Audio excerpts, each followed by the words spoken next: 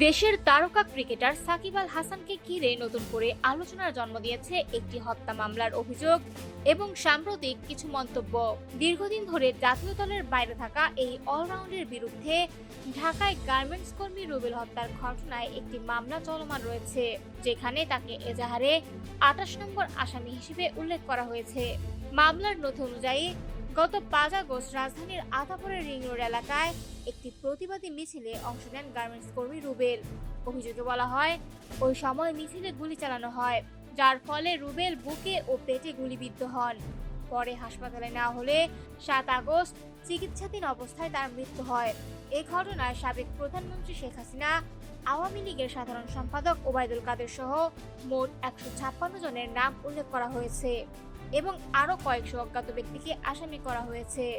এই মামলার কারণে দীর্ঘদিন ধরে সাকিব আল হাসানের দেশে ফেরা নিয়েও অনিশ্চয়তা তৈরি হয়েছে।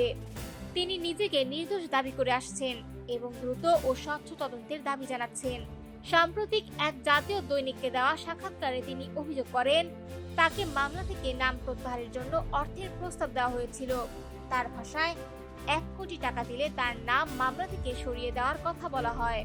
তবে সাকিব আরো বলেন, যারা এই ধরনের প্রস্তাব দিয়েছে তাদের ধারণা নেই যে মামলা প্রত্যাহারের সিদ্ধান্ত ব্যক্তিগতভাবে নেওয়া সম্ভব নয়।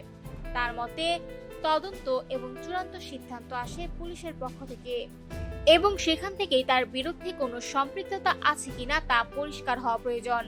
অন্যদিকে মামলার বাদীপক্ষ বা সংশ্লিষ্টদের ভূমিকা নিয়েও বিভিন্ন আলোচনা চলছে, যদিও এ বিষয়ে এখন আনুষ্ঠানিকভাবে বিস্তারিত কোনো মন্তব্য পাওয়া যায়নি।